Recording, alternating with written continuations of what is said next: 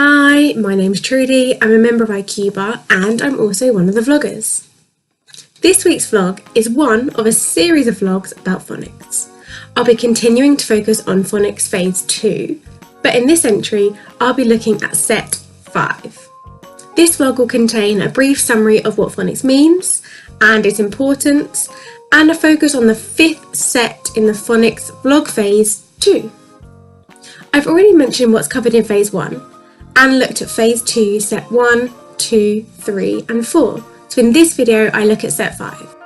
If you haven't already seen the videos for sets 1 to 4, maybe take a look, as with phonics it's really important to teach it systematically, so be familiar with the general order used when teaching it.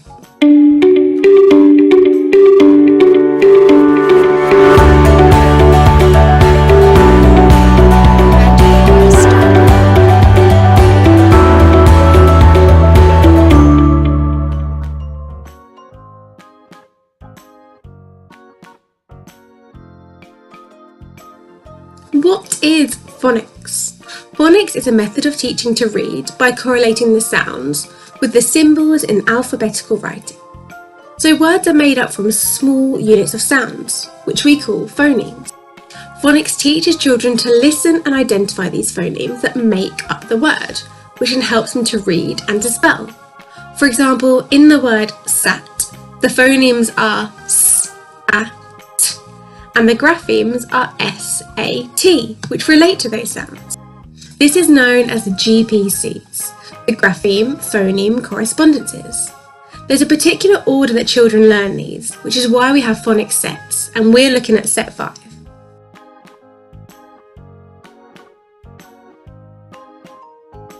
Why is phonics so important?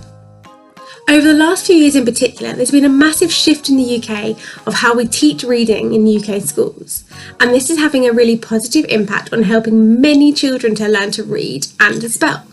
Phonics is recommended as the first strategy that children should be taught in helping them to learn to read. This should then in turn run alongside other methods such as guided reading and shared reading, which all attribute to develop reading skills.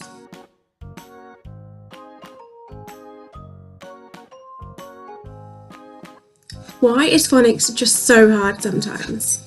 In some languages, phonics is really easy because each phoneme has just one grapheme. But in the English language, due to so many invasions in our history, it's resulted in loads of new words and new sounds being brought with invaders. So we have around 44 phonemes and 120 graphemes, which are the ways that we write these phonemes. With only 26 letters in the alphabet, this means that we have some graphemes that are made up with more than one letter, called digraphs, such as ch, th, and oo. On occasions we also have trigraphs, which are made up of 3 letters. To make it even more confusing, sometimes the graphemes can be represented by more than one phoneme. For example, in the word office and in the word cat, the grapheme C has 2 different sounds, office and cat. This is why it's so important that phonics is taught systematically.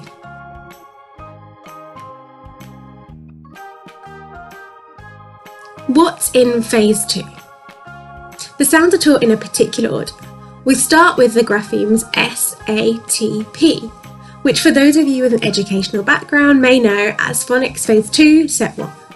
Then in set 2, we look at the graphemes L, M, N and D. And in set 3, we go over G, O, C, K. And in set 4, C, K, E, U, R. This week we move on to phase 2, set 5. In phase 2, we begin to learn the sounds that these letters make, which we call the phonemes. Remember, there are 44 sounds in all, but we will focus on the 19 most common single letter sounds first here, before going on to those which are made up with 2 letters.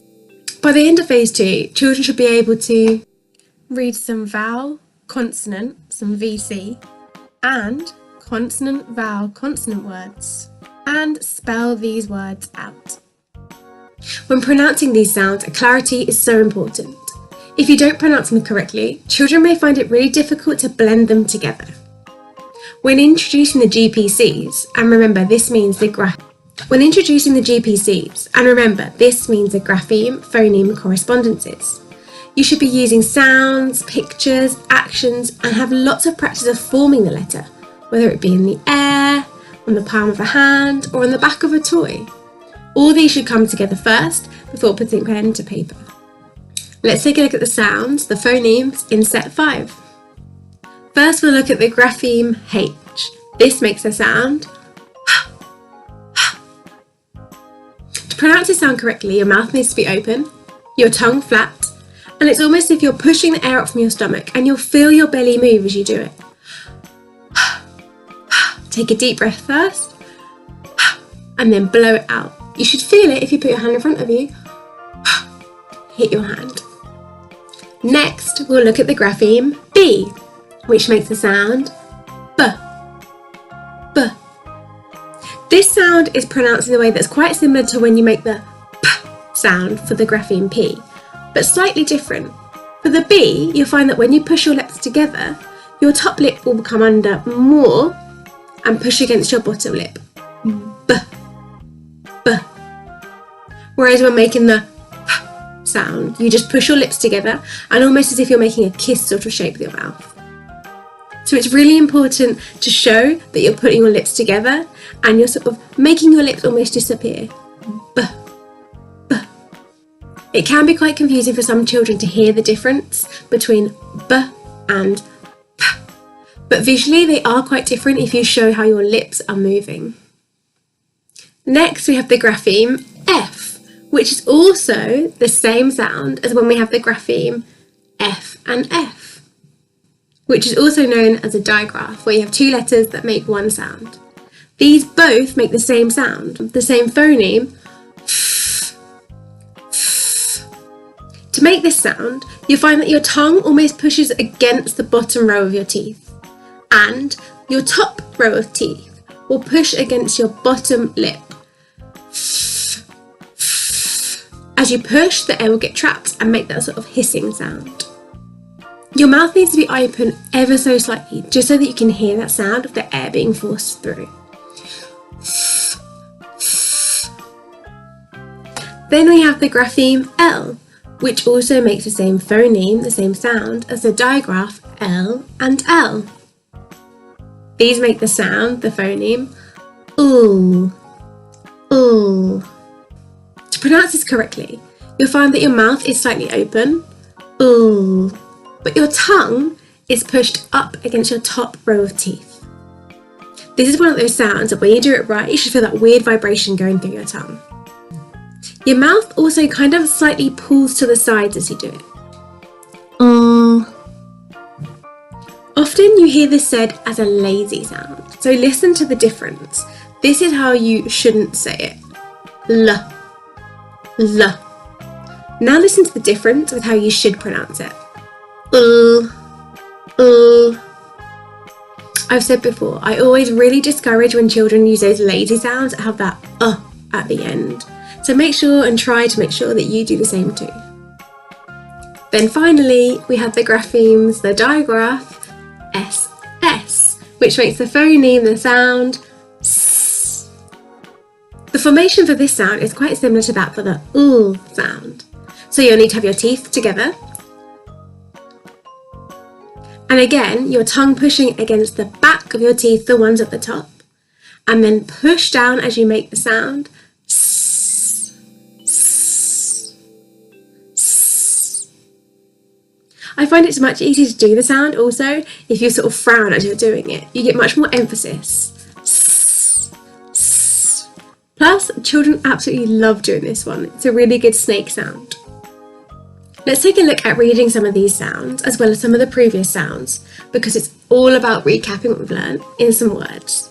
So for example, in the word bag, you have the graphemes B, A, G. So you would say it like this. B, A, G, bag. Then in the word hug, you have the graphemes H, U, G, and you would sound them out like this. A, G, hug. Please don't be worried about this, and just make sure you practice, which will help build your confidence and help with your pronunciation of your sounds and the clarity of your sounds. And also, don't worry about the terminology. I've used this same terminology with children as young as 5 in the UK, and they really do pick it up the more that you use it. Just remember, it's really important that you do pronounce the sounds correctly. So if you're worried about the pronunciation, ask. It's so much better to ask than to teach it incorrectly. There's so many supportive people in the team that'll be willing to help and maybe even send you recordings. As always, I really hope this has helped. If you'd like any more information or some more help, please do not hesitate to contact your team leader or send a message in the group chat. Look forward to seeing you in our next vlog, and that will be focusing on set 6. Happy teaching, guys. Bye.